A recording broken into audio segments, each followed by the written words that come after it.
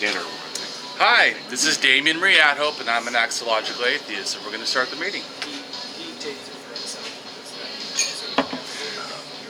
Yeah, it's just focusing on me. And you can hear people's voices and stuff. It's basically, I have about 5,000 friends on Facebook, and I have people in other countries. Well, no, I do a lot of outreach, street activism and other activism stuff, video activism, and I have Facebook groups and stuff and pages. And so I had friends that are like, oh man, you go to so many meetings and we got nothing. I was like, oh, that really is terrible. And they're like, yeah. Start your own group. Yeah. Well, they're in some there are places where they can't. And so they say, oh, well, too bad, that someone doesn't, film one, or that would be cool. And I was like, you know what, I'm someone. Why don't I film one? Very good. Yeah. Not shy. What's that? Not shy. Who, me? No. I mean, I wouldn't have a camera facing me for an hour. Well, That came up before. well, no, yeah, I'm a mild sociopath. Okay. Very good. No, it's from abuse. No, I am from abuse. I had extreme abuse. We talked about a little bit last week. I had very extreme abuse, and it made me have a very big lack of empathy and also arrogance and all kinds of different things, social problems. But I mean, I spent 20 years of getting over addiction and working on myself and counseling, so it's not like I'm a danger to people. But Your fear is generally harmless. Yeah, so I'm harmless. Well, my point is that it doesn't, but I still have some social issues that some people don't have. So certainly I'm not any fear of, it's called conduct disorder when you're younger. Hold the table. Just that corner. Thank you. Some social issues. Yeah. Right. Just different ones. I think you and I are, like Frank and I are more introverts or something. Yeah. Introverts, yeah. Introverts, right? Yeah. See, I'm the opposite. Yeah. What it is, it's not that I'm an extrovert. I just have no social boundaries. So what other people are afraid to do. Goes from California, no No social boundaries. Other people have like this thing called fear, and I just. There's Tom. But the reason you have fear is because you care about being judged, and I just don't have that. Well, that's I just actually doesn't. a really nice quality. Well, but it actually hurts you though, because you need to somewhat care what other people think, because then you'll hurt people even not wanting to. So. And then they'll Well, in this group, if you start to hurt us, we'll let you No, know. I won't do that. I've worked on myself. No. You just brought up an element that I want to just put out here for further future consideration, and that's a meeting, a gathering around theory of mind. Our understanding of, and let's kind of share that, and maybe at the same time terror management theory, because those are two theories. Terror management theory? You're not familiar with Terror? T-E-R-R-O-R. terror management? How do you manage your terror? Well, I know how I manage my terror. Okay, well that's good. we all kind of do that in different ways, but it's interesting. It's a phenomenon, that's knowable and has a real powerful impact on our behavior. And I think it's helpful to be aware of it. I'm trying to develop my awareness about And it. he wrote a book called How the Mind Works. Who's that? Steven Pinker. Oh yeah, he's a guy like him. How the Mind Works. And it's a huge book and it's hard to get through. You really want to talk about language a lot. But he does get down to how the human mind is structured and how it works. So. Well, see, this is part of what I'm interested in is, more authors, more information. Yeah. And I was in the library today picking up a title that I had started, couldn't finish. Somebody else wanted it, put it back, found out it was available, ran up onto Beacon Hill, and there was Steven Pinker's, a book of Steven Pinker's there. So I went, okay, somebody I should know. I knew it, but I didn't know why. If I had a hero, You've just reinforced it. Yeah, the Seattle Atheist group are having a book discussion on one of his other books called The Blank Slate. Has anyone read it? I read it. How's it? Very good. It is very I quoted some of it. My book is very good. Yeah. So I guess Tom, you and I need to catch up. Yeah, well, I'm always running to catch up. That's the story of my life. Yeah. I think They're actually books. So terror management theory, I think, came out of a book called The Denial of Death by Ernest Becker. Oh, okay. There are a collection of people, probably internationally, that are exploring what he surmised in in his work. And terror management is the inclination to assign belief, meaning, and so on and so forth to our life, because mortality is, well, we just don't want to talk about it. We don't want to experience it, you know. I prefer to live forever. But what you're also talking about is managed through, in counseling, is emotional intelligence. The ability to, because even our rational thinking is not clearly rational. It starts with emotional basis for it. So it's not like separate where people try to talk about. So that, And it's something that two of us here probably have more of than four of us. well, and it's something also you can gain. It's not like it's, Yeah. you are, some people have more prone to it to begin with, naturally. But it is a skill that you can build. Just like I have. Not, I didn't start out because of abuse. I almost had no empathy. Even for myself, just no care. I had a lot of problems. But because of counseling and stuff, I learned empathy like a second language. Like where other people, so I have it, but it's like someone's a second language. You kind of don't speak it real well. You still have some areas where people go, what the? That's not pronounced that way. That's not how you're supposed to behave there. Interesting.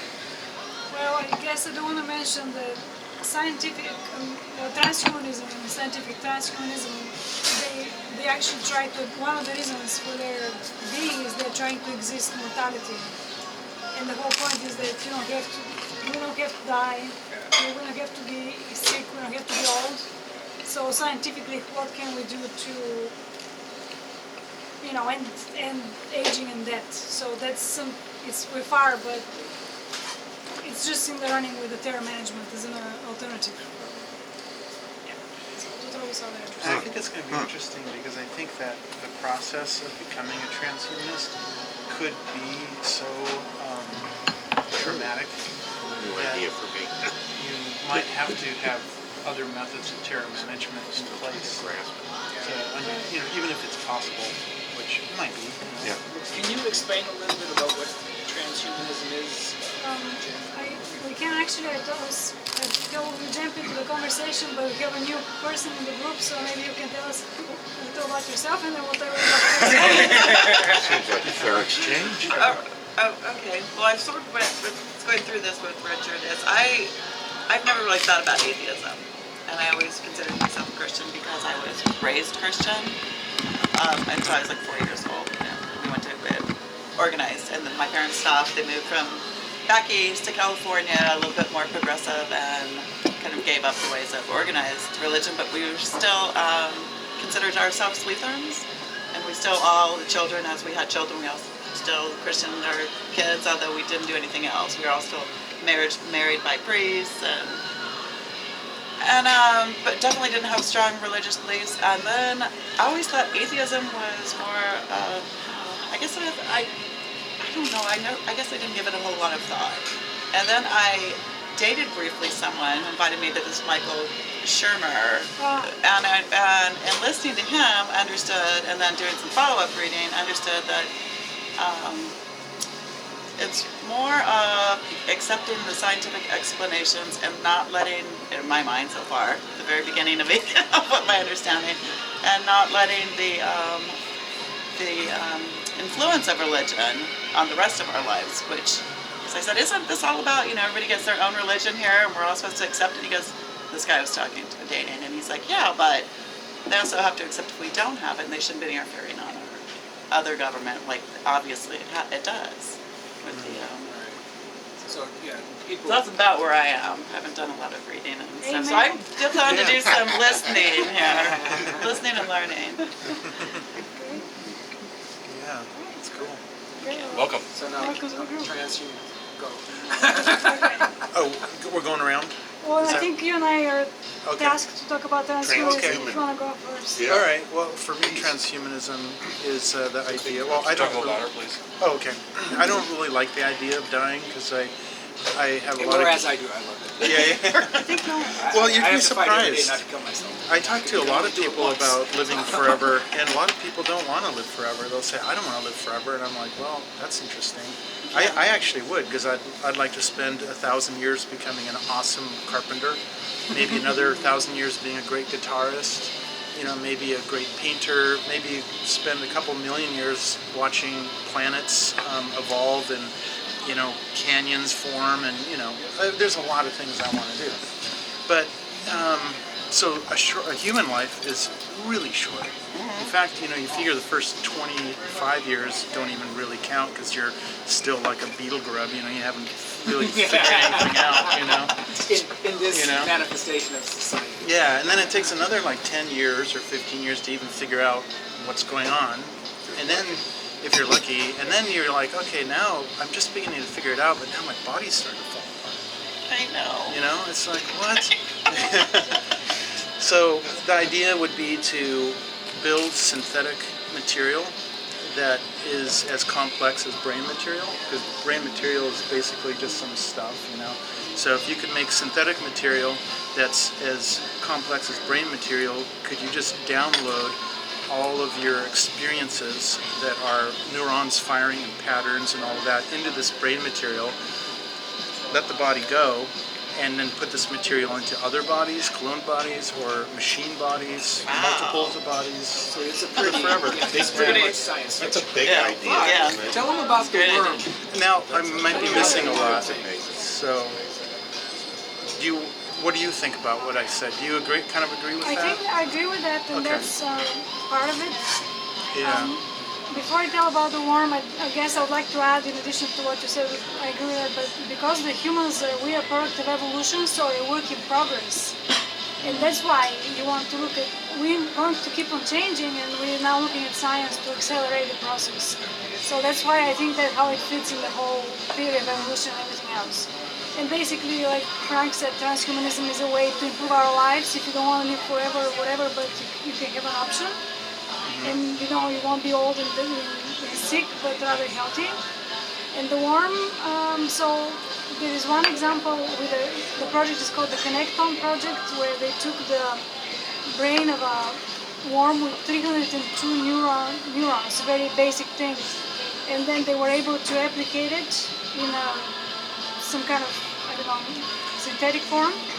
And then they even made it walk around, so they can control the worm through synthetic download, and even make it to look around, look for food, and go back and forth. That kind of seems like the opposite.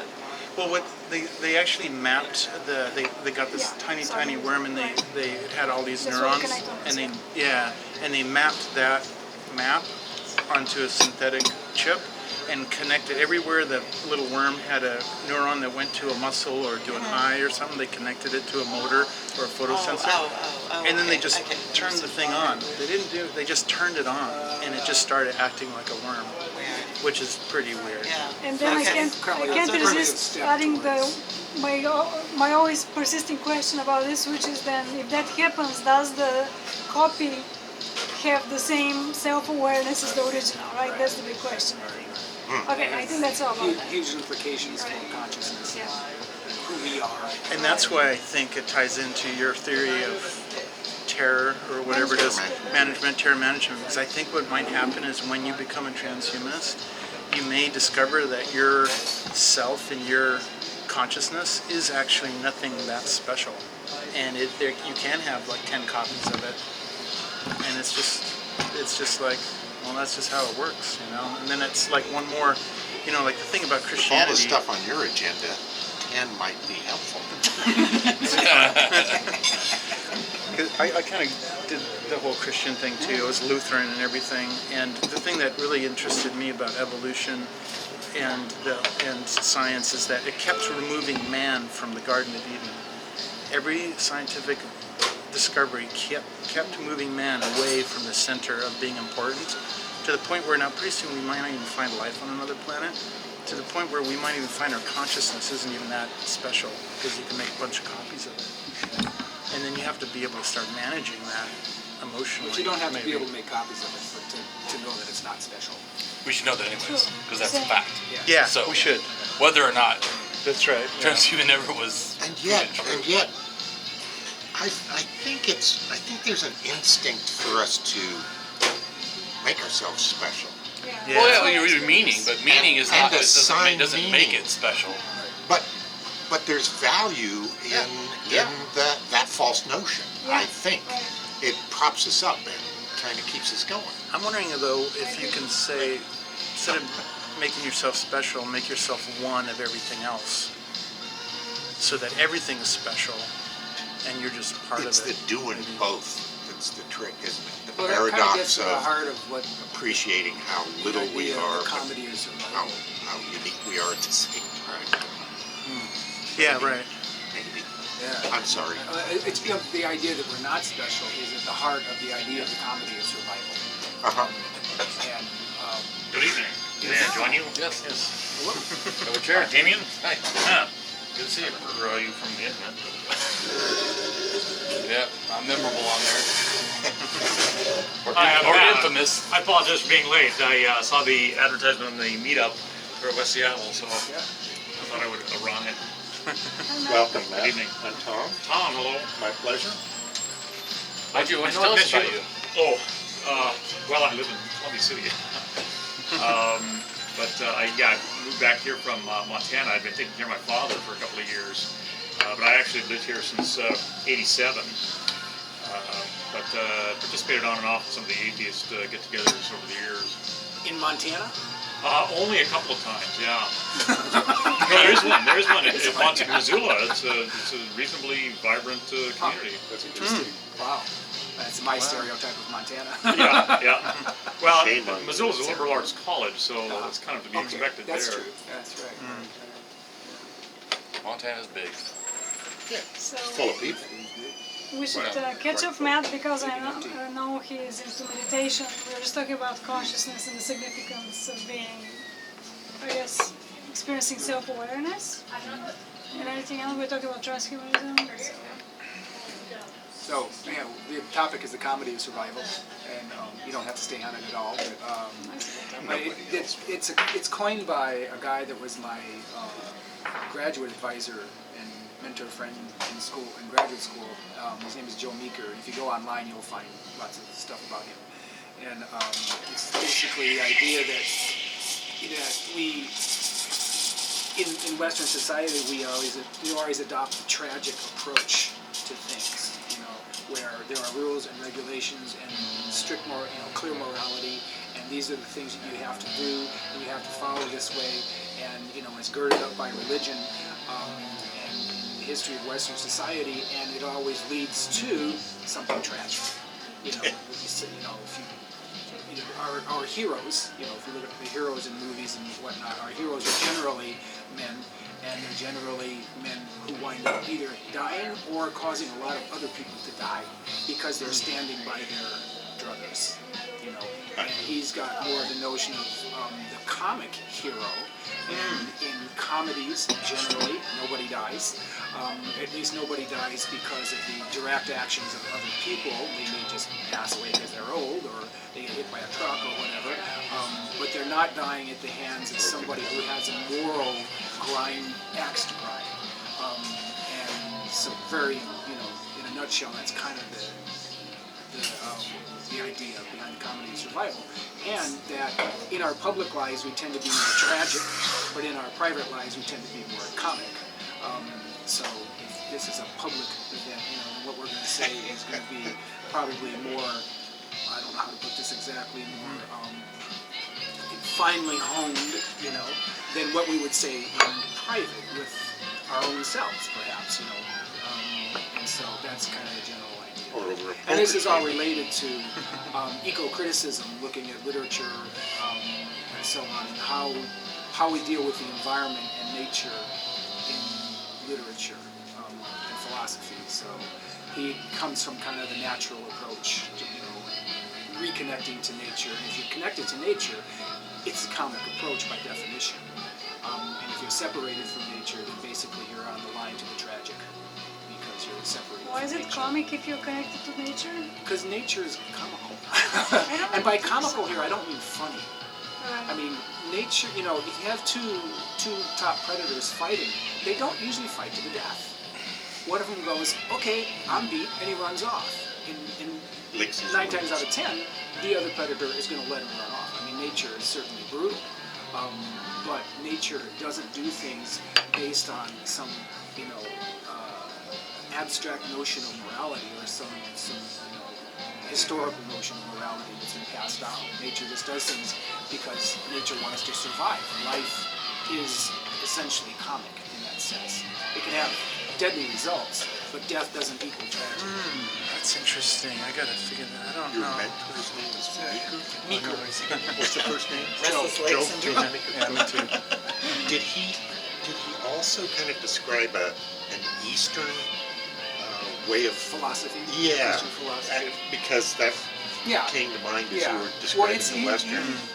Joe's like, I don't know how old he is, he's 80, I think. So he wrote the book in the early 70s. So it was right there at the beginning of the human potential movement, and that's part of it. And he was a very early writer about nature too. And so, it's reflects, I would guess you would say, Buddhist values, pacifist values. It's more feminist. It's not, it's more feminine than it is masculine, for sure. I've noticed, perhaps you others have as well, that there does seem to be a strong difference between Eastern thinking and Western thinking. And I'm trying to move more of my thinking into understanding that other as well as our own. It's difficult to fathom, I find, but Eastern thinking, the sense I have is the Chinese culture's been around a long time. We're just adolescents in their view. No matter what we do, they're probably just going, kids, God, I wish they'd grow up. I don't buy it. You don't? Not at all. I don't know. I don't know. I mean, Confucianism. Go down to Wajimai. Well, I teach a lot of Asians. Sure. Okay. And I don't see a lot of wisdom going on there. But what I do see is the de-emphasis of the individual. Yep. All right. Okay. Good point. And more of a focus on the good of the group. And that's, I think, the huge distinction between the Western world Excellent. and Eastern. See, that's the kind of That And really, makes I sense, need to chew because on. as Americans, I think we're kind of extremely. We're in this era of the neo-individual, where everything is focused on individual rights and the community be damned. So that came home to me at the during the Fukushima disaster. Yeah. And I remember seeing video of people on a muddy beach, and actually their family within a half an hour earlier had just been all swept to sea, and everything they had is just destroyed, and they're all lining up, and they're all getting equipment, and they're all starting to search for people. Yeah. It wasn't like New Orleans during Katrina. Where people were doing whatever. They were all like, they just experienced the worst tragedy, and they were like helping each other. It was like, that's pretty interesting. Yeah. But it doesn't always equal better, because look at the people that are willing to put themselves into positions, or others in positions where some of the most massive, human rights violations are in China. So maybe and they allow business practices that people jump out of buildings to escape from. So I don't think that we need to somehow go after that. And I also don't agree that that's the oldest civilization. It absolutely is not. If you're going to go to some oldest civilization, you need to go to Turkey or to Aboriginal. You need to, the Aboriginal, but they haven't changed almost at all. So same with people in South Africa, the Bush people. They haven't changed in 15,000 years or something. But that doesn't mean that they're good. Evolution of society or even of yourself sometimes is a very good thing. Just something as old isn't inherently, Sure. There is also another dimension to this, which is that the East now is trying to catch up with the Western economy. So we're seeing that happening as well. So maybe the Eastern religion back then was different than the Western religion, obviously. But now there is also this other overimposing of the Western economy on top of Asia, which is now changing them. I think we're not them. I'm sorry, but Asian people are changing. I think all cultures at some point in their histories have some kind of peak where they're doing really wonderful things and they can be envied. But it's only at some point in their history. Every culture on earth that I can think of you know, has an extremely dark side. No matter what their philosophy, no matter what their origins were, you know. Have you ever visited a Buddhist temple Have I ever visited? or participated in any of their practices? No. Oh, anyone? I have. Yeah. This is the one in Greenwood once. What was your reaction? I've changed my views. I'm very cynical about any type of religion now. I was kind of impressed back then. Now, I don't know. What is the... Well, I guess I'm smiling. I was in South Seattle last winter. I saw these posters going up that said free meditation lessons, right? Free Zen meditation lessons, and they listed a Buddhist temple down in Rainier. So I was curious if it was free. So how can you turn that off or down? So I went one evening. You know, I meditated by myself for some time. So I was comfortable enough with doing that, but you know, I mean, I grew up as a Christian and abandoned it when I was about 17. But you forget the intense level of ritual that you know. And you first off, you enter the venue, and well, it's a church, I guess, or temple, and then there's three huge Buddha statues, right? So you can say, oh yes, the veneration of the image, the icon, and the music. And they had this enormous, like a bronze bowl or something. They would tap. Or stroke with another mallet singing kind of thing, bowls, you know, and they even had a laminated poster of, I presume, a prayer. You know, if I'm misinterpreting it, I'm not sure. I'm ignorant, but you know, just a series of one of these gals is doing an intonation in a certain way. You know, I'm like, oh, okay, you know, I mean, it's very beautiful. Like, you get it on a psychological level immediately, but. You know, I mean, I didn't go back simply because, well, the ritual, I'm not buying it. I just don't buy it. Right. And also, It was okay, you know. They don't have. I mean, I sit vertically with back support, so I'm not in a position yet where I can do it without back support. So I found it somewhat straining on my back, but you know. And there's a level of authoritarian discipline in Buddhism that I think is one of the things that turns me off a lot. You don't have to have that to get to where you want to be in terms of your consciousness. And ironically, I think it comes out of a sense of ego. It could be. You know, an attachment, which Buddhism says is what you're trying to work getting rid of. Yeah. In Buddhism, is to not be attached to anything. You know, and when you have to go through that ritual, and even in some forms of Buddhism, they're celibate. You know, why? You know, okay, well, I can kind of understand that because if you're going to take the energy from your base chakra, you know, if you're never going to ejaculate or never have an orgasm, then you're going to be able to raise that energy up into your brain. I do it, okay, but I'm not celibate. I do it because of the level of consciousness that I get to and the high, the natural high that I get. So I don't have to be told by, you know, some Buddhist monk not to ever have sex in order to achieve whatever I'm supposed to achieve. Well, a reasonably skeptical person should look upon claims of chakras with the same skepticism you look upon the claims of astrology or whatnot. You know, I mean, I would believe it if there was good evidence for it, but there really is no. You know, I mean, well, I don't you mean could argue chakra in a literal sense. I'm talking about if you don't come for 3 weeks and you focus every day on your prostate gland and your balls, and you sit there in satsang and you squeeze and squeeze and squeeze and squeeze, you can get high as hell. So that's the chakra I'm talking about. Is that what, like, dominatrix? That chakra. Religion for us. No. We have an option. Oh yeah, Is absolutely. that what You dominatrixes squeeze do? your own, what is it, the muscle that controls the vagina? Kegels? Kegel, yeah, you start doing Kegel Pelvic floor or exercises. something. And you start raising, and it's I don't know what the biology is there or what Well, that would the be actual interesting to know if there physiology was is, but there's something going on driving in the yourself nervous system. insane. And I think that's, Well, I would say and when you're just talking about because chakras, I think that there might be some biological correlation between the 7 chakras and what's actually in the human body. I don't know. It's probably never been studied. So, Taking mushrooms is a lot easier. No, I think it's starting with the belief Scientific and then trying yes, to there's validate it, even though it's watered down and the belief is false. Evidence. And no matter what you water down, the belief itself, to me, is false.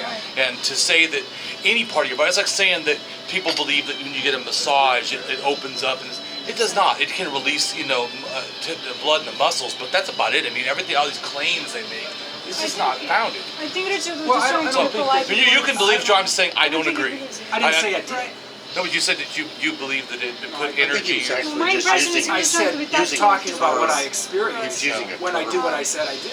I By think. You the know, I way- don't think the chakras are real, but I think there might be some correlation if anybody would bother to do a controlled study between what Eastern religion calls chakras and what we know factually about the human body and the human psychological response to things. There's actually, in Scientific American, I was just reading an article about a nerve that actually goes from a certain part of the brain down near the heart.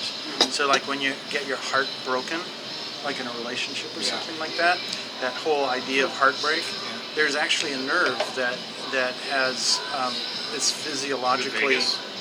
What? Vegas. Vegas nerve? Yeah, is that, yeah, I think Oh, that's, Vegas. yeah. And so, and there's, so there I are all was gonna say, these... I've felt that pain before. Or intense fear in your stomach. Right. Yeah. I mean, you do Yeah. feel things in different parts of your body, Sure. You're out. but that doesn't mean that you can create a religion around it. It just might mean that's where maybe some of these things have come from, Broken heart. possibly. The sacred I wanted to just religion, I don't think actually. we introduced Matt. Do you know everyone? I feel like we don't do introduction. Could we introduce Matt, because I think some of you don't know him and I think we should all know each other. So, alright, Tom, do you know We Matt? met just a moment ago. Right. I'm Okay. still Tom. Tom. Okay, sorry. Yes. Still It's We Danny. know each other, okay? And I know we've met you before, but Everyone knows Bradley. Brad. Okay, Brad. And I'm Richard. Richard, and you're the organizer, right? Yeah. Okay. Jennifer. Hello, Jennifer. Hello. Frank? Frank. Hello. Hi, Frank. nice to meet you. And Damien. Damien. Yes. now let's resume. Okay, done. And you live in Columbia City? I do. Where's that at? Oh, it's South Seattle. Beacon Hill. Very quick. Yes, Very it's pretty quick. Yeah, just hop right over Yeah. on the Another bridge great and community. up the I live hill. South and you're Seattle there. too. Yeah. Othello and Martin Luther King. Yeah. It's yeah. Yeah, I'm just off of Rainier on Findlay. Kind of over Rainiers. I just moved here. Yeah. Good taco trucks over there. yeah. Good taco Shy. trucks. You said you lived in Montana? I did. I was taking care of my father for a couple of years. Yeah. And how long have you lived in Seattle? Oh, I've been here since '87. Oh, okay. Yeah. So you're gone for a while and back again. Yes. So about the chakras, I think that what we're experiencing is that we have been always trying to, humans want to explain, and we're just coming up with those crude approximations. And the chakras are one example of that. There is something going on and we don't know what to call it, so we call it chakras. And we just keep on refining. I think that's kind of the human process of refining our understanding. Yeah. And hopefully with science we actually get Well, I mean, more there's and more there's clear benefits to meditation, and why is what I want to know. There's no question that if you meditate regularly, there's all kinds of physical and There's the guy- psychological benefits. Well, not Talk an about- expert. But He's interested in the topic too. well, yeah, and great. And I want to know, well, why does meditation do what it does? What's going on in the brain? Where's the research? Because it's only good stuff. Question. What is meditation? Good question. You want to try? I'm wondering if I meditate. Yeah, someone told me I need a meditation. I told them that what I hear that meditation is elimination of thinking to reach a place of peace, and they believe that when that happens, then you would reach enlightenment or able to find new truth. And I said, well, for me, I guess I do the exact opposite. I do what I would call like sprite thinking, like a shotgun, where my ideas are like boom, boom, boom, boom, boom, boom, boom. And then ones that seem to like catch my attention, I focus on them and then do it again. And do it again. Or it's like I take refining them, Yeah. or it's like I take a balloon in my mind, like a thought experiment. I take a balloon of an idea, let it just float, and then see like where it kind of drops, and then I investigate how I think about it. That's So- the opposite. Yeah, right. See? Right, that's what I said. So And that's the reason I raised the question is because I do try, Which is I'm not trying to to figure criticize out it at all. whether no, that's whether I fine. I'm just saying meditate. that when they said I need to, I'm whether like, yeah, I part think of I do my something life totally process different. is a meditation form that's just not formal at all. It's just an individual style. I know my daughter and her boyfriend, both at around 25 years of age, are starting to realize they need to close it up and have some time to themselves, some way to be in and of themselves, which I think is perhaps the goal. To me, meditation, you can do it in I mean, a painter who's focused on painting, or a person who is running, you know, whatever. When you're in a deep trance state, you are essentially in a meditative state, and it's a quality of attention. Where do you put your attention? And I think that, you know, if you develop it year over year, then you can get to that blank space. I mean, I want my thoughts to stop. Right, so I said, like I said, You know, I want to. I do understand. And peace has Just stopping, this so I think- connotation that I don't like. I don't know if I can explain it. You know, just like the word compromise has My a thoughts negative don't stop that, connotation. so. Right? Yeah, then they go Peace has a wherever connotation they're of being waking a up. liberal something or another. You know, contentment, I guess, is more what I'm looking for. Aren't there different types of meditation? Because All kinds. one that I kind of started to hear about, and I started doing and realized I've been doing it for a long time, is noticing all your thoughts, the good ones, the bad ones, the dumb ones, and then you just notice all this stuff that's happening, and then you just kind of watch it, and then you lose, what do you call it? Importance, like all this. Identify Yeah, you with stop it. identifying with it, and that's kind of a fun little spot to be in. So that might Sam be Harris one calls I it the difference between consciousness and then the contents of consciousness. Right. And Yeah. so everything we're thinking, feeling, judging, etc., is the contents of consciousness. And you notice that? And then consciousness is, you know, I don't know. The container. Space, the almost, container, like I guess you'd say. It's hard to talk for about it everything else without that goes using on. strange metaphors. But, Have you ever seen an old book? I think it came out about 40 years ago now, called Be Here Now.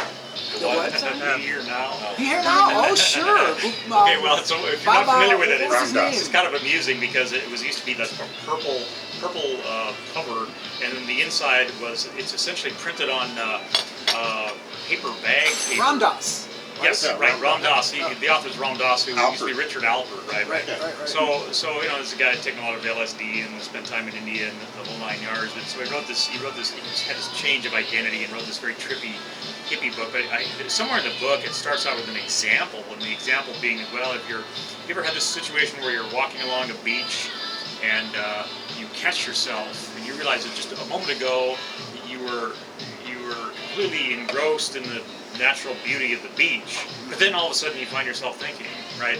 That's how moments of flow often are. You only realize that you had a moment of flow after the event.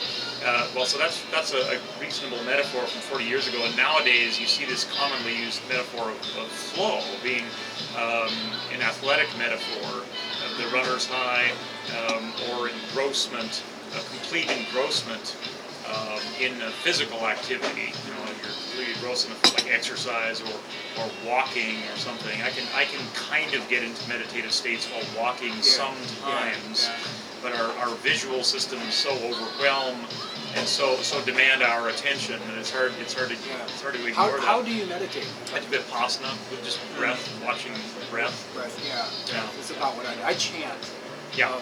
by myself. I mean, I would not do it with somebody else because it's kind of embarrassing. It's my own little unique, way of doing it. But I chant for about an hour. Wow. And Wow. then stop. And then that flow for brief periods of time after I stop, I realize, that I'm empty. Fill up and empty. Fill up and I'm empty. And so the longer,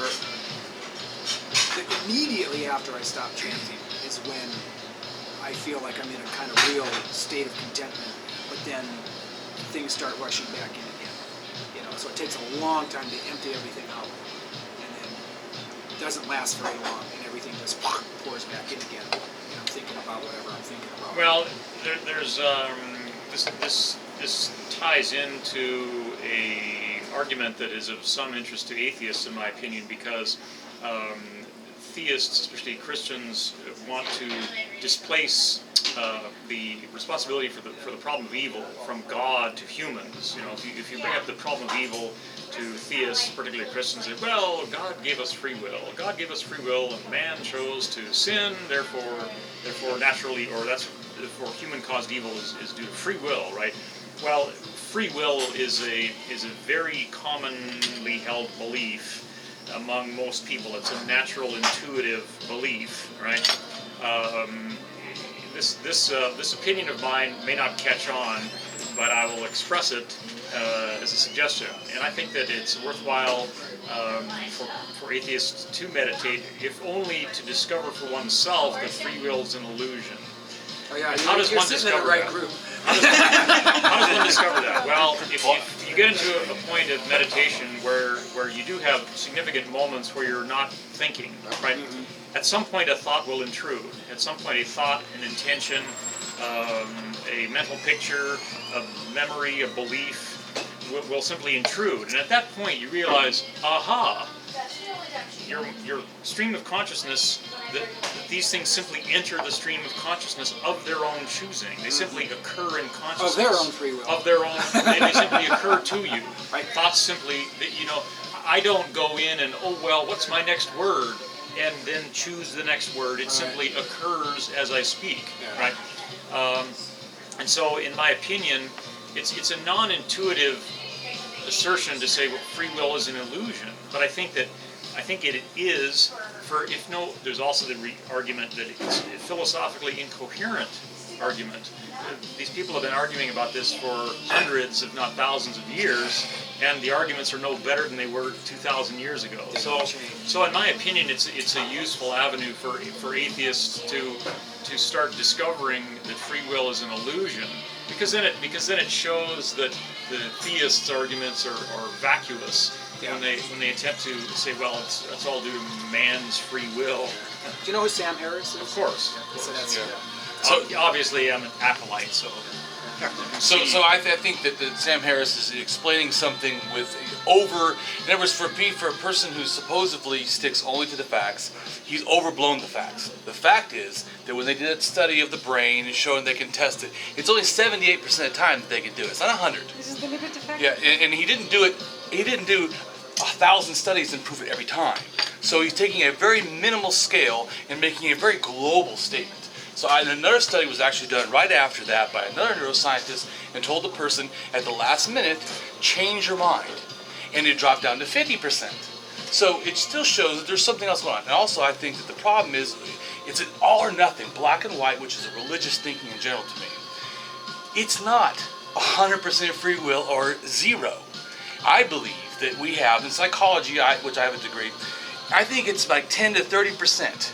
The rest, I agree, is an illusion, but there is an amount, and it varies at different times, at different levels of experience. If I hit you right now, you're going to be very aware, you're going to have some emotional responses and want to react in a certain way, which will be not to your control, but then you will manage those with emotional intelligence. You'll actively do stuff, and you can, if you can train it. Will be that combination. Right. So it's a combination. It's not all or nothing. I do agree that it's very low, and sometimes it's extremely low, depending on your environment. Also, Well, there's a continuum.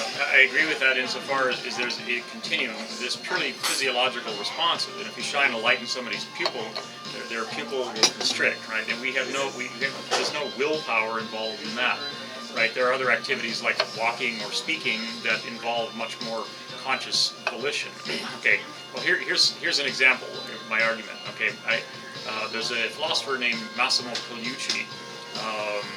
And he is apparently an advocate of free will. So one time on Twitter I said, what is the best example of free will? And his example was, oh, well, that would be a baseball player hitting a baseball. And I disagree with that on the grounds that, well, it probably is when you're starting off. You have to really pay attention to what you're doing. But a professional baseball player is able to get into that state of flow. True. Where it is possible, and you listen to professional athletes commonly describe this, when they're really on their game, they are in a state of flow. Now what does that mean? They are actually watching their bodies perform this physiological action. So it is possible for an action like hitting a baseball to be perfectly practiced, so practiced that you're not even aware of your body doing it. And I 100% agree with that. Less willful that way. I 100% agree with that. So I think that's when it drops down to 10%, where you're almost not even involved, where you're just like 90%, you're just been running on. And I've been experienced as a truck driver. I've had times when I'm driving, and all of a sudden, I feel like the whole vehicle is me. I mean, it's the craziest, weirdest feeling, like a big snake, I swear. Like, He's a Buddhist after all, right? no, I'm just saying, well, because I would drive, I'd work like 14 hours or something, I work a long time, and driving these mountains, through like, Tennessee or wherever, all of a sudden, you start doing them, and it just feels like, it's the weirdest feeling. No marijuana? No marijuana. No, but it's like the flow. I've Flow. I taken mean, road I felt trips it, where I've been out in the middle of the desert. It's so I felt easy. like this car was it feels standing like it's still. not even doing it. Like I am the truck or something. It's the most bizarre. I've experienced it.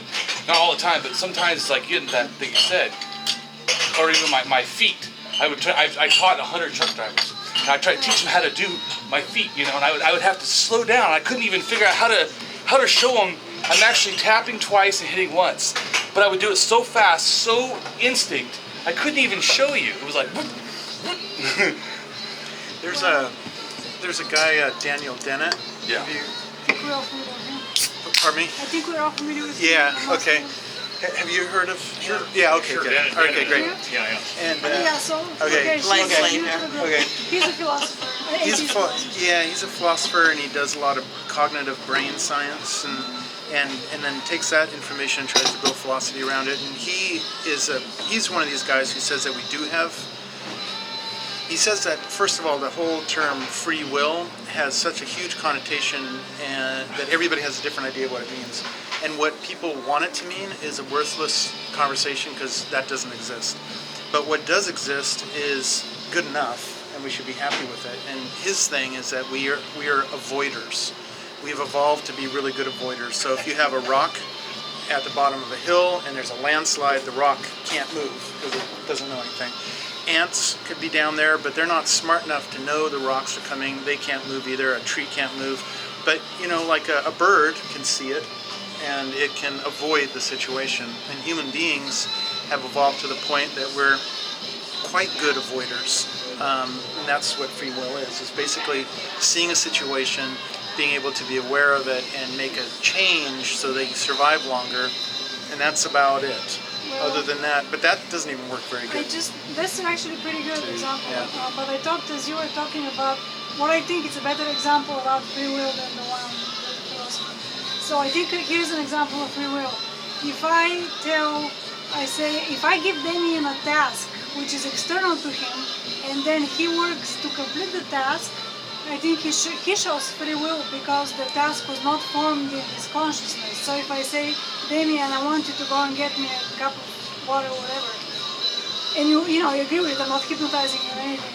And I think that's a free will example, because his consciousness didn't unconsciously generate this, it came external. What do you think? Well, all our actions are predicated on the previous state of affairs of the universe. So in that way, it is deterministic, because No, it's even random, actually. even if you give a person an idea, their reaction will be a product of the state of affairs of their body and mind before they act on that idea. You didn't give him the directive in a vacuum. You gave him a directive in a complete system that's already in place. Okay, Is that what you're saying? Yes, you're saying. And it could. There's the notion that one concept of free will is that the universe is determinate except for our brains, right? And somehow, there's this ability in our brains that is non-deterministic.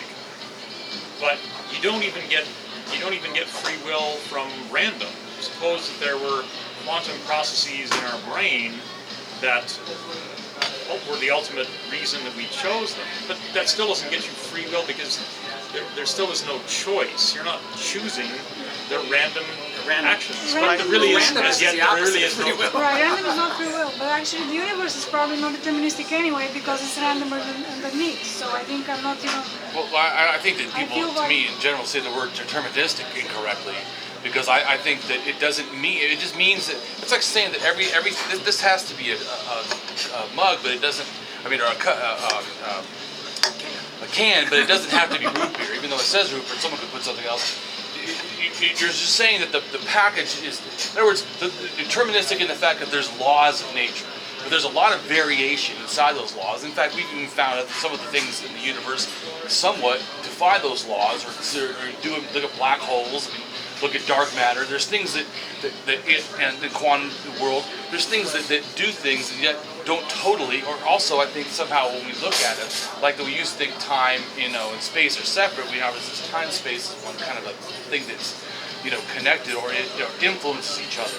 It's not the way that we're conceiving it. So I think the word deterministic is just saying that there's things that happen and there is like laws, but that doesn't mean that things don't happen varied or, chaotic in those, systems.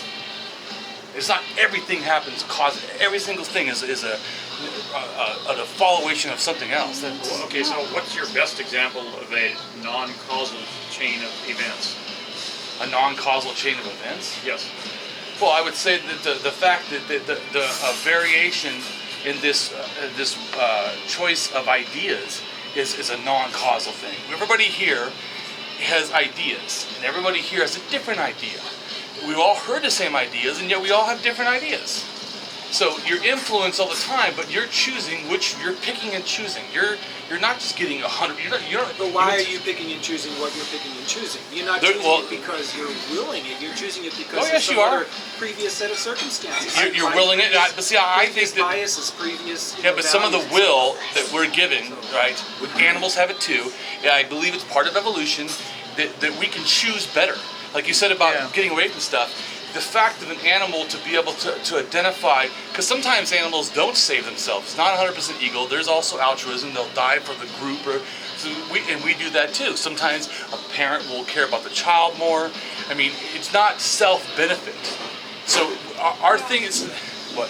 Well, the altruistic gene may be a selfish gene, but that's a different story. Sorry, I get to the stories. Go on. No, but I'm I saying. have an example, I think. Yeah, but see, people used to think fight or flight is the only thing. They already proved that it's also tend to befriend. That we have more. That we're not. When we say when it's not black and white. Everything is like this. Usually, the more you look, there's more varied. The more you look, it's more varied. So we like simple. If you like simple words, simple phrases, simple things, we like it to be non-confusing, not have all kinds of side variations. But the real world is lots of variations.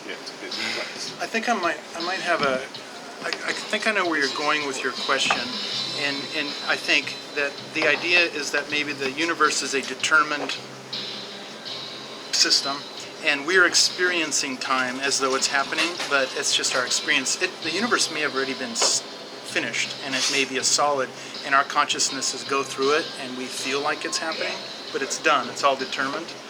And so you're asking what a good example of a non-causal event stream.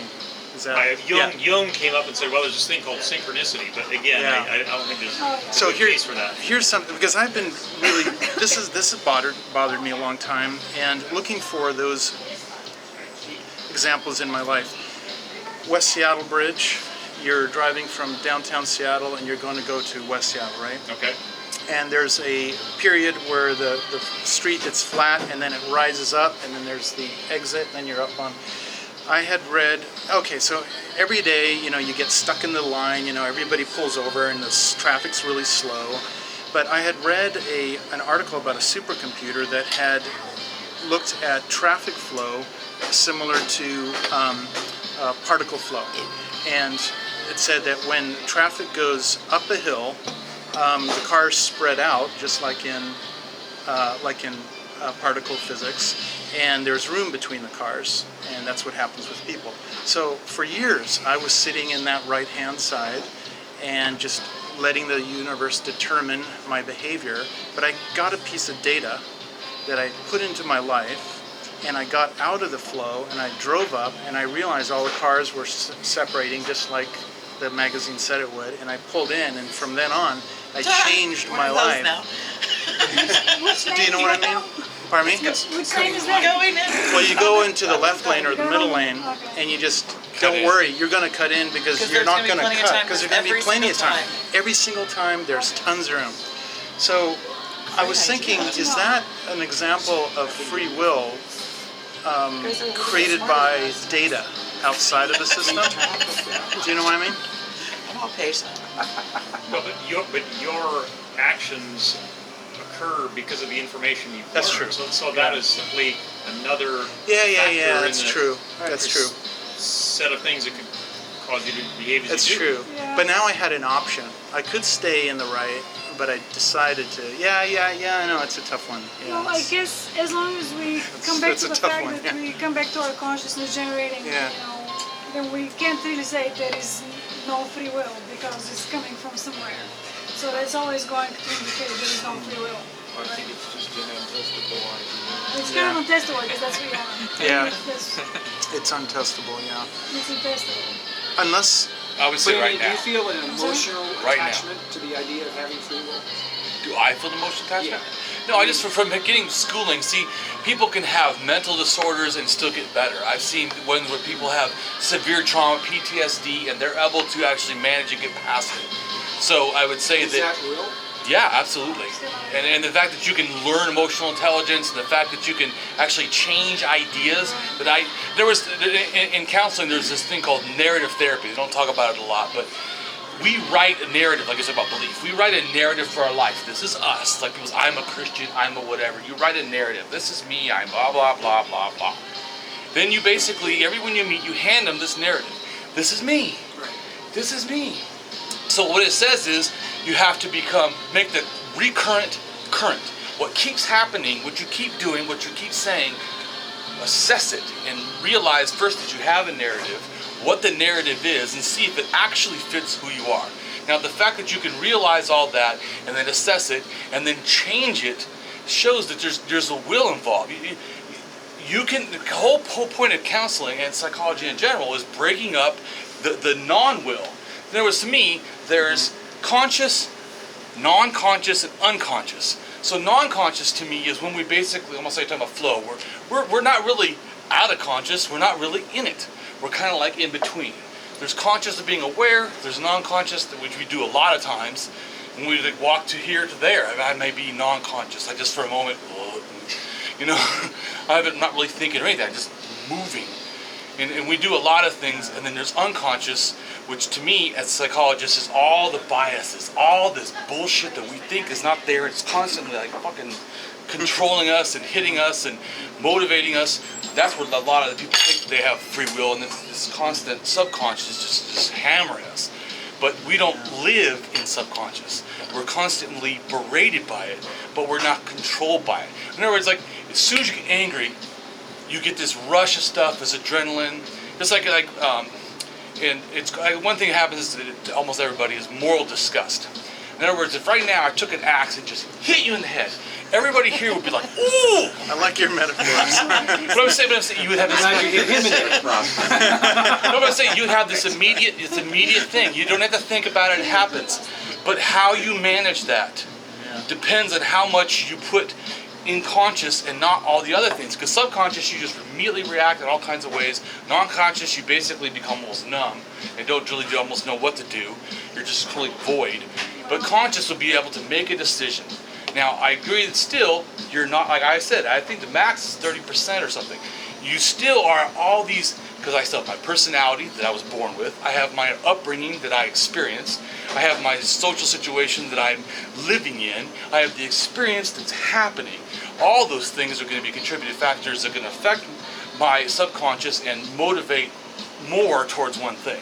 But it's still not going to control it. Not 100%. You have a problem with infinite regress if you believe in a certain conception of free will, because a certain conception of free will means that there's a little person in your head who actually does the deciding. So that would mean that, well, you have a range of thoughts or a range of actions.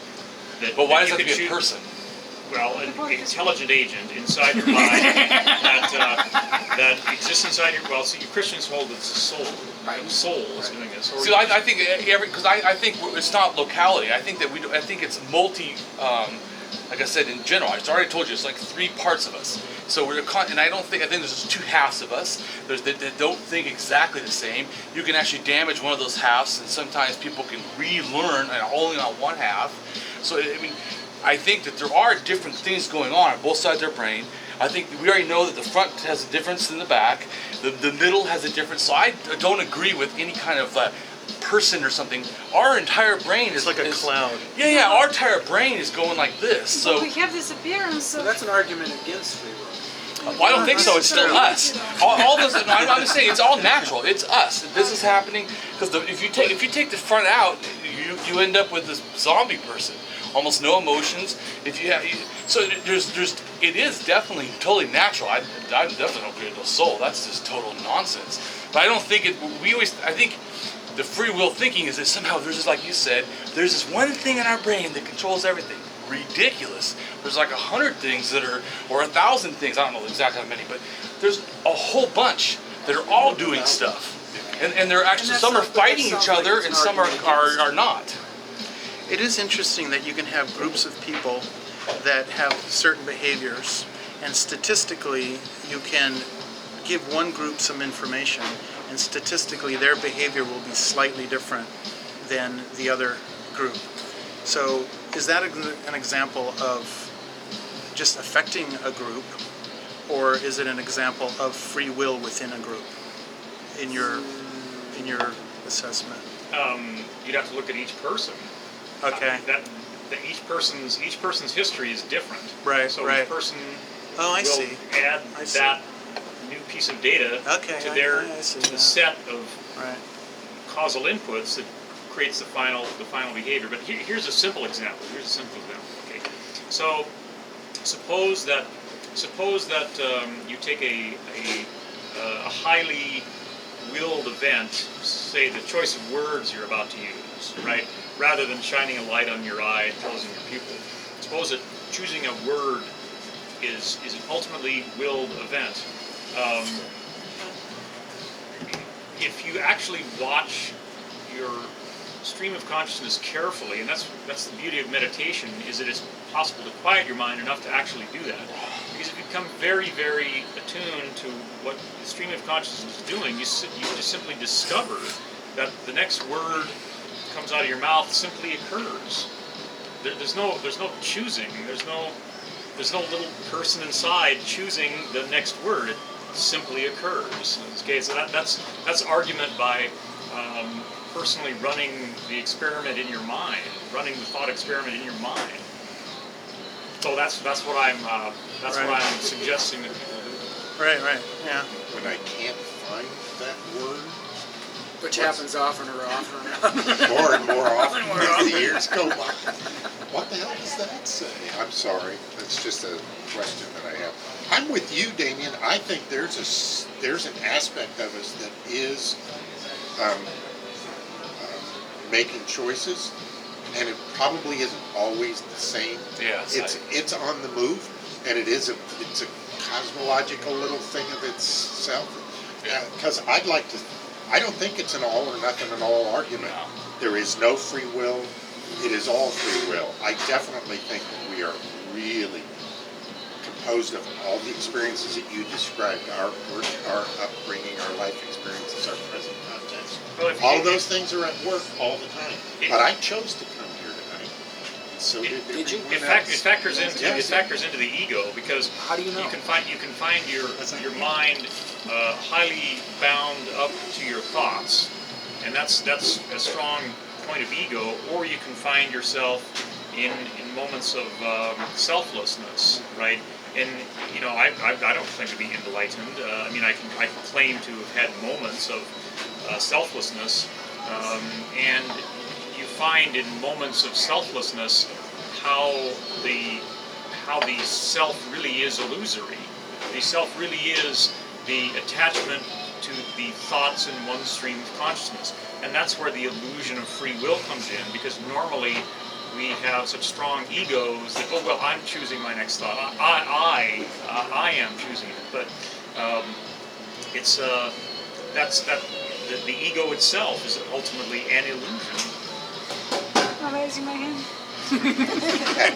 Yes, Donnie, Don't what would do you it like for to say? me. Well, I'm trying to just, keep the flow, but still. So I guess even I think we don't know for sure if we have free will or not. There is some indication that we don't. But what interests me is that there is utility in thinking that we have free will. And I actually think, unlike some Buddhists, I guess, or maybe some of you, there is utility in having a sense of self. Because if I don't have a sense of self, I'll be gone. Basically, for my preservation of myself and the species, if you will, it has utility to have a sense of self. So why everybody keeps on saying it's such a great thing to be self? That there is no self, and that's something we should be striving towards. Well, it's not everybody, because I don't I'm not agree being with it. sarcastic, So I'm actually really I don't asking. agree with going to a non-place. I But already I mean, said I think that. these are people. I value your opinions, and I'm curious, what is the value in being selfless? Well, I think the Buddhists are right. I think they were right that a source of psychological conflict ultimately comes back to the nature of our thoughts and our minds, because our thoughts and our minds are constantly obsessed with fantasizing about the future or reminiscing about the past. Okay, and that's what causes virtually all or a great deal of psychological conflict. So there are moments in life when one is simply divorced from attachment to the thoughts in the stream of consciousness, and that's the moment of selflessness, or that's egoless bliss. Now, yes, I don't think we can function as human beings in a state of complete egoless bliss all the I time. don't think we could, right? I don't think we could. I don't think it would be healthy. You wouldn't want to have your airplane pilot in a spiritual experience while flying your airplane, right? But what is the value of it? What is the value in discovering that the ego is an illusion? Is the unburdening of psychological trauma. Right. And and it comes back around to the comedy of survival, because I think the more you can let go, the fewer conflicts you're going to have. The more you're attached to ego, the more you're attached to the tragic view of the world. So, It's my way or the highway. It's my morality and not your morality. I'm not attached to. I'm calm. I mean, I feel like I'm not thinking about future or past. I'm not losing my ego, but I'm not suffering from the things you attribute to being with ego. That's what I'm trying to say here. Right, and I would say I'm that fine, having psychology, I've seen, and I've changed myself, and I've helped people change, and I've seen people change, and it doesn't involve anything you're saying. And in fact, what you're saying is not even we're not taught. saying it does. No, you said that this is how you do it. I'm not saying you can't do it that way. I'm just saying that that's not the only way, because that's not even taught in psychology. I'm not talking about how people change. I'm talking about How they manage and get rid of stress, how that they find causes meaning in conflict life, is how to attachment remove to the conflict ego. in their life. That's No, it's all. not. There's some counseling that don't even believe in the word ego. A lot of the humanistic ones, they don't believe in the subconscious and the thing. In fact, even Carl Rogers didn't even believe in countertransference and all that. He said it's all part of the same thing. There's no separate something. It's all about, and there's the group therapy that believes that everything is in the here and now, and that's what matters. And it's because you're not in the here and now. Nothing to do with the self or the non-self, just experiential. Or there's phenomenology that says that it's really our experience, like what you're saying, Stani, that it's our experience that matters. It's not what it is, why it is, it's that it is. And enjoy that it is, or the fullness of it is, and express what it is. And once we learn to enjoy and express, almost like an artist, you look at the artist and notice the brush strokes or the feeling that you get from looking at the art itself. You can explain it, how That's an interesting thing. Because I paint, and I know that knowing the painting techniques makes a difference in how you look at it, actually. You can still appreciate it, but then you can look at it more differently, right? You can analyze it anyway.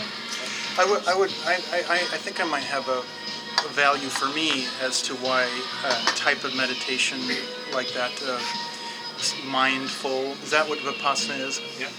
Is that by losing the self, first of all, I think the self is not to be trusted, because the self can be shown many times throughout history to be statistically manipulatable by alpha males, alpha females, by environment, by hunger, by fear. And if you start to experience the self as another entity, and you realize that you're an algorithm, then you can sometimes you can like evaporate yourself from the self that you feel wants to respond in certain ways, and realize that that's just a response that the system wants to do, and it may not be the right response. And then you can reach areas of like calmness, like in battle, I used to fence, and you get really all uptight, and I was trying to think when I can apply that to my life. Or driving when somebody gets like cuts you off or something. Yes.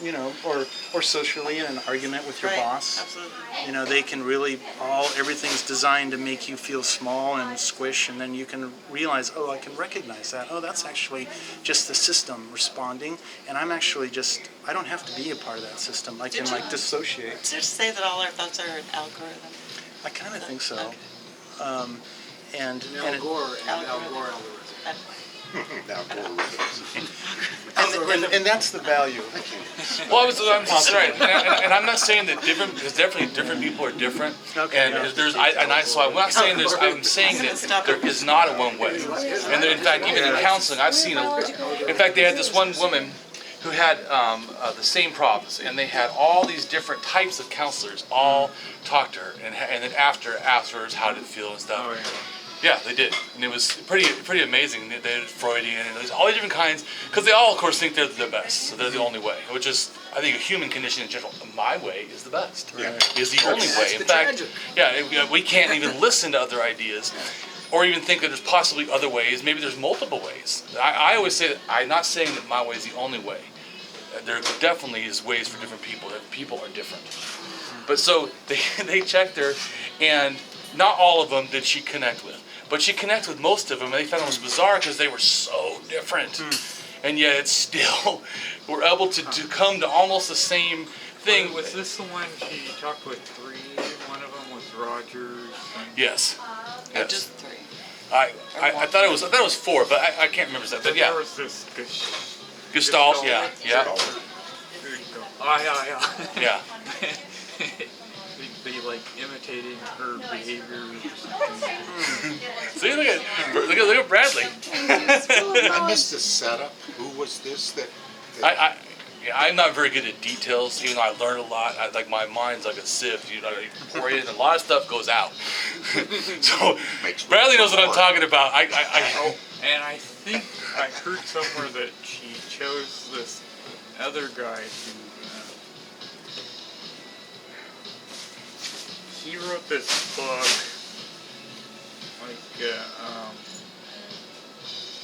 A Girl's Guide to Getting a Man or something. It's just some random guy without a real psychological But I know that, background. that she said that she felt the best with Rogers because Rogers totally made her feel welcomed. In other words, he did like the opposite of what you're saying about devoiding the self. He welcomed the self in a way that was so skillful but yet simple.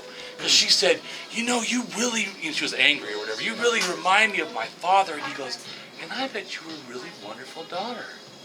And just changed everything. She calmed down. Oh yeah. Emotional Just, intelligence. Yeah. that really stuck to me that, wow, you can really... You can really manipulate people? Yeah. Oh yeah. It's all marketing, as my sister-in-law says. Yeah, I used to tell the council, I was like, man, you guys are a bunch of cons. It's good. It's for a good purpose. But man, this is a bunch of manipulation techniques. To some extent. What's that? I said to some extent, yeah. Yeah. I completely agree with that.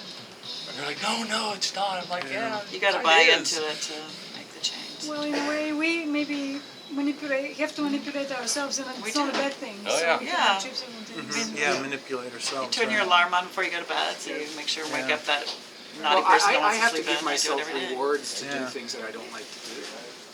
I mean, Rewards. Yeah. Self-love. I always take the reward It's like first. well, if I do this, and this, which I don't really want to do, then I can do that. So is self-love free will? Very basic. Or are you loving yourself because the self wants to be loved? It's just The reward system of self-improvement? I don't think it's free will. I think it's called licensing. Actually, when you say A, B, C, D, I get E, Yeah. that's licensing. You're licensing. Licensing myself. I just ran into that concept recently and realized, oh, I do that. How long is this group as And it was posed as kind of a negative. What was this? We've been doing it at 7 o'clock every other Saying to Saturday. myself, if I get A, B, C, and D Well, they done, close at 9.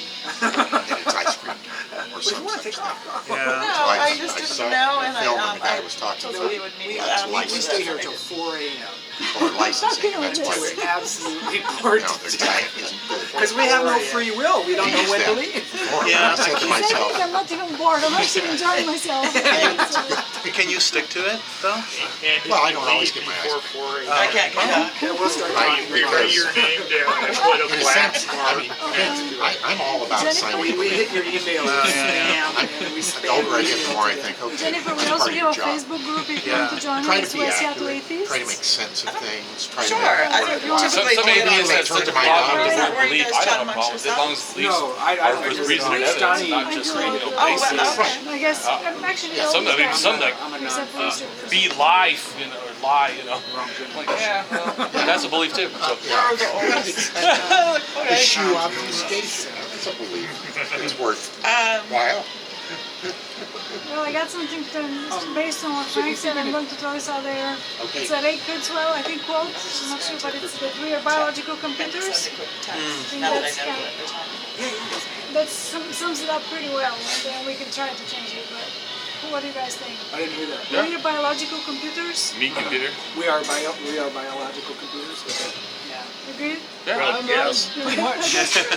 I would hope that you get somewhat of a yes and an atheist. You posted a link on Facebook that kind of is one of the big keys to my entire philosophy. Is like it was this guy who took the 4 laws of thermodynamics, and with those laws, he created a apparently valid equation that described why life occurs. And it has to do with if you have a system where you have a buffer of material that holds heat, and you inject heat into it and the heat can't escape it, that the molecules inside that system will start to form patterns that continue to get more and more and more and more complex and actually create life. And all life is a law of thermodynamics to get heat out of the system of the earth, of the atmosphere and the ocean. And I thought that blew my mind, because if that's true, and it's a big discussion going on right now mathematically, but if that isn't a mathematical equation as to why carbon or matter forms itself to replicate itself, to dissipate heat, that is like... That's refrigeration. And Yeah, it's reverse. an integral part of the universe, so there has to be life in other places too. Yeah, and that's what we are. We're just like a radiator, you know, of some sort. Biological radiator. The creationists have always had this Radiation. evolution violates the second law of thermodynamics. You know, I grew up as a Lutheran in this real liberal Christian environment, right? So I'd never been exposed to funny concepts of creationism, right? So I remember when I was in high school, I went to the state fair, and there was they had all these booths that had literature of these different churches, right? So I remember going to this one, it was a Pentecostal church, I think. So I had these Jack T. Chick tracts, you know. And I never really read the comic books as a kid, so they're appealing to me. I'm still in high school. They're appealing to me because they're comic books, and they're like really passionate. They're really passionate, man. They're not like Lutherans who are like laid back and groovy. They're real, fire and brimstone stuff. So of course, they read this one entitled Big Daddy, which is an infamous creationist tract. And I remember reading that trope. Well, the evolution violates the second law of thermodynamics, and I was lucky. I was simply lucky because I had enough of a science background, and I used to read a lot of Isaac Asimov, and he wrote a great deal of fiction, but he also wrote a great deal of nonfiction. And many of his essays were compiled into books, and so they're accessible by youthful readers. So I read a lot of his books, and I remember just getting lucky because he wrote an essay, I believe, on entropy. And he said, well, that's a common misconception among the creationists because, of course, the Earth is not a closed system. It's receiving energy from the sun. That's right. Right? It's not a closed system. That's a fundamental mistake. And even as a high school kid, I'm like, aha! Yeah. Aha! Yeah, you can And go I thought- outside and feel it on your face. Then the dominoes began to fall because I realized, well, that's such obvious nonsense that the creationists must know that, yet they persist. Yet they persist in this delusion and this, what's wrong with them? Well, if that's wrong, what are these other things that are wrong? And eventually I learned more about evolution just in biology class. Like, the creationists use arguments about, well, the eye is too complex, And I finally realized, well, no, it's not. You can have eye spots in these organisms. Jerry Coyne's book about why evolution is true is excellent. If you have any doubts at all about that or argue with these people, but so the whole entropy argument was fundamental to my own transformation into, well, this is nonsense. Yeah. It's Bad funny arguments. about the eye because isn't the eye itself, but like either the part of the eye that is like the camera is actually backwards in the eye. Or Yeah, is it's it all something- it's all messed up. So it's all messed up. The perfect example is actually messed up. It is not intelligently It's designed. not intentional. Use a little more. Well, there's animals with better, so why would a god? We're the ultimate, yet animals have better eyes. Yeah, Oh, it was so well, interesting, Animal, yeah. pick your animal. I mean, most animals have superior faculties to Yeah. any one of our individual faculties. I was just listening to Neil deGrasse Tyson Star Talk. And he had Richard Dawkins and Bill Nye, the science guy. It was totally awesome. But they were talking, it's very interesting, not really related. So the eyesight evolved independently, like I forgot how many times. It's not just one occurrence, but Oh, really? it's occurred maybe, I want to say 12 times. And Oh, really? At various times in history, in in evolutionary evolution, history, not only varialized, but in different different animal in species, different animal but also species. at different That's right. times, Yeah, and the same with echolocation. 6 times. I remember this for some reason. Was it word? Echolocation. Echolocation is like the bats when they listen back and forth, and dolphins have it, and I forgot who else. So I thought that was kind of neat. Yeah. Right. I have echolocation when I get up in the middle of the night. There is actually Your toe hits everything. there is actually a This American Life where about blind kids, and there's this blind. Did you hear that? Man, I was blown Yeah. away. Yeah. This. Just Yeah. astounding. And he would Fairly just. recent or just Yeah, it's within the last year, I think, and it's They do as well as bats. Yeah, there's a guy who can Easily. ride a bike, and he just Yeah. clicks, and he can feel things and move around and see things in his mind. Really, just almost It's scared me. making, I know. And he started a school for blind children to learn this, but That's awesome. yeah, it's pretty wild. Did you see that when the guy that does the comic books? I don't really know his name. But, Stan Lee or Yeah, something? Stan Lee. And he had that show where he had all those people with the Oh, I didn't see that. Superhumans? Yeah, Superhumans. That was an awesome show. It had a whole bunch of things that shouldn't be. And Yeah. they're doing it. Yeah. Like, here's a guy who shouldn't be able to do this. You're like, oh, just did it. This guy did like that one guy. That was amazing. I thought he was gonna kill himself, but he jumped that goes like I can't remember how high. Like I said, not good at details. But it was like 150 feet or something. He jumped onto a little thing of water like this. Yeah, And it was like this. that's an old trick. Yeah. That's a really old circus trick, and I don't know how, they got to get it just exactly right. How do you practice for that? You know what I'm saying? start short. Did you, I think there was a gentleman on it named Krillin who was a human pincushion. Does that ring a bell? Well, that's a I've trick. seen this. Well, it's a sideshow stunt, but I say it because I know Tim. I used to work with him years ago, and he became a follower of Sufism. But it's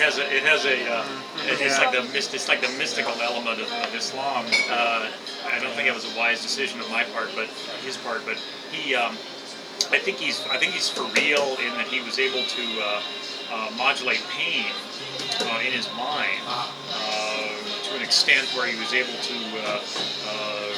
perform a human pincushion act with less pain.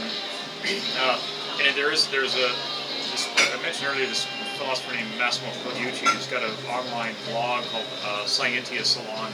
And he's got some guest authors, and there was a guest author, this is going to be controversial, there was a guest author on recently who made the rather startling claim that fish don't feel pain. Okay, and before you mock that idea, the argument is that pain, as far as we know it in the human brain, is there are at least something like 5 centers in the brain that are required for perception of pain, because perception of pain is different than just perception of stimuli. It's got to be, you've got to first have the perception of stimuli, but then you've got to add something to it. And that does make sense, because there really are, as I say, this guy, the human pincushion, there really are people who control their perception of pain. For instance, Is that free will? I don't know. If you can control it, it is a natural. Pain certainly is a subconscious response. It is something that we do not have to think about. So he's violating like I said, there's conscious, non-conscious, and subconscious. He's violating the subconscious with the conscious. To me, that is a clear, it's some amount of free will. Are you saying his story is fishy? What's that now? Am I fishing? No, is the story fishy? The argument, No, I wasn't as far as fishing. I believe it. Like I said. You missed the joke, dude. Oh. What's the joke? Fishy, Like, fish. He's talking about fish. Fish have pain.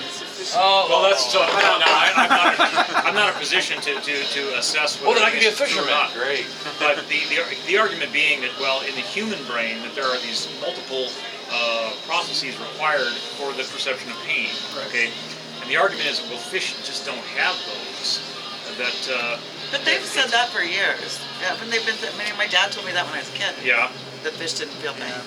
Is that? It starts with worms don't feel. Yeah, exactly. Yeah, that's what I remember hearing. Or whatever. Who's asked the So, fish? Well, yeah. you shouldn't feel. Well, Why do you- would But don't put that. No, they said babies didn't feel. Remember they used to do surgery on babies They still without. do, I think. No, I mean without anesthetic because they said they didn't feel pain. They do circumcision. That wasn't that long ago. Well, there's an example. Yeah, I don't remember paint now. So where does that go though with With pain. Fish the don't fish feel thing? pain. So meaning that the fish actually don't have enough centers. Right, in their brains are not complex. They Their don't brains have simply don't have chakras, this. okay? That, They don't have chakras. Yeah. No, they have chakras, just 2. They have no Yeah, soul. not enough. Do you agree with Just this? not Seriously. I'm sorry? Seriously, do you agree? What, I don't yes. know. I don't know enough about But it the was interesting. neurophysiology of fish, but it's an interesting argument. So it's not. I think that's true. I think that the Kurt Cobain had the lyric, and the fish don't feel pain. So it must be an older idea.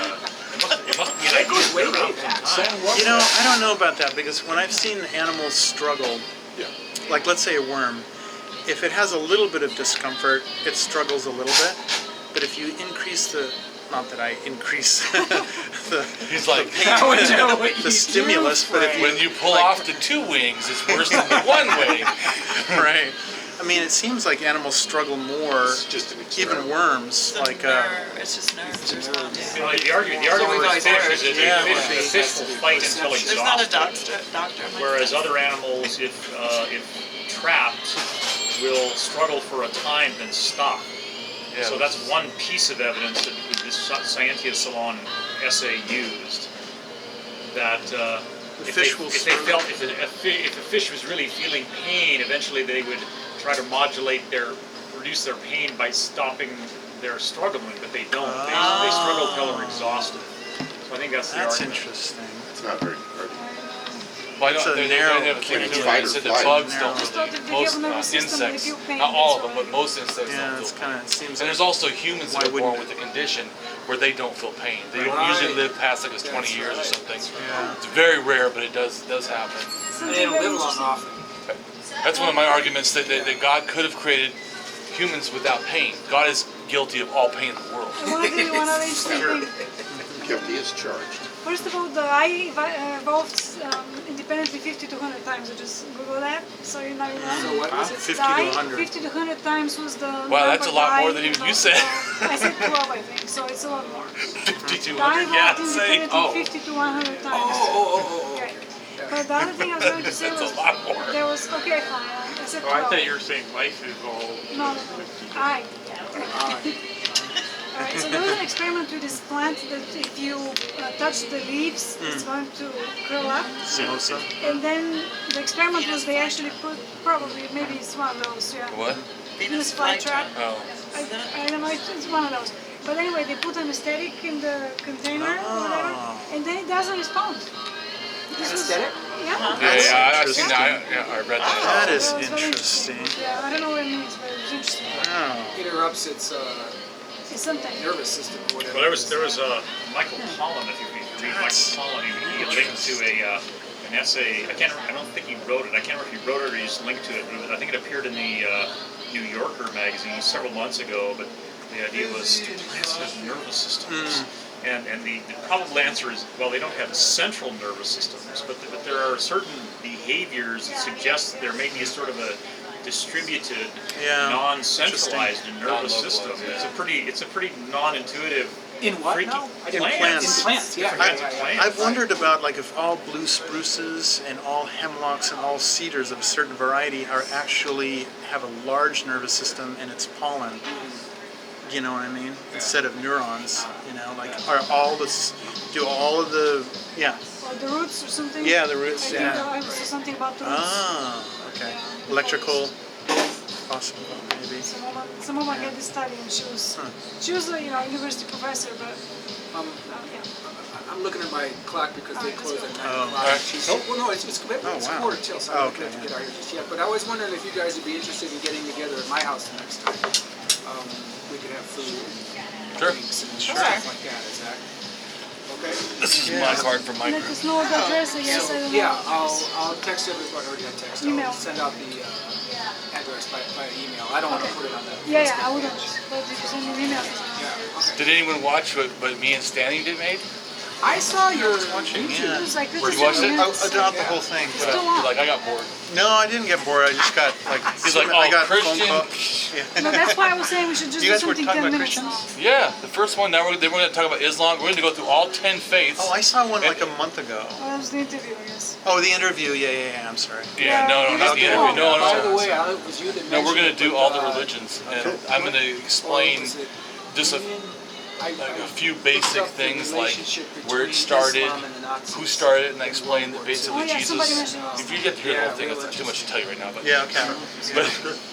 but I explained that what Jesus is. I explained, Paul, but in a way that you're probably not very familiar, because it's more like archaeologically and stuff. It's my book is a lot more a different approach in general.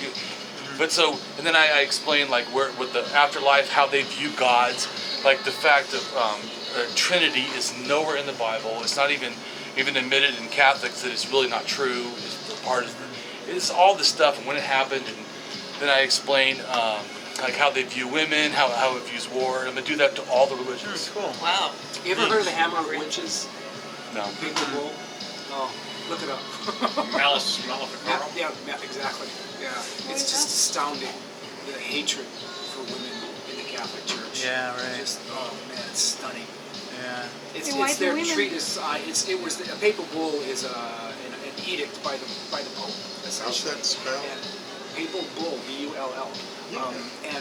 We should have got it. And one of them was called the Malleus Maleficarum. I can't pronounce it. And it was called the Hammer of Witches. And it's this long treatise on witches and how to identify them and how to deal with them and so on. And it's essentially the subtext is, this is how much we hate women, and this is how we can go about torturing and killing them for the next 300 years. It's just mind-blowing. But yeah, religion's terrible, but I was going to say, I'm an anti-religionist, so I mean, you got me, so I'm already sold. But what I was going to say is, Preaching to the choir. yeah, but I obviously you could do a book on each one. So the information I give, I try to give really key points, and especially for our video, I mean, it would be It's ridiculously just too long. long, Damien. I'm telling you. We need to keep it short. People don't have time to watch 1 hour. Right. I have a lot of people See, like. he's saying right. Compress it. Yeah, we gotta compress to 10 minutes. Well, Just you do want one to get each. it out there. TED Talk. Matt, will you join TED us? Talks is fine. I'd love That's to. kind of my news as well. All right, bye. Meetup.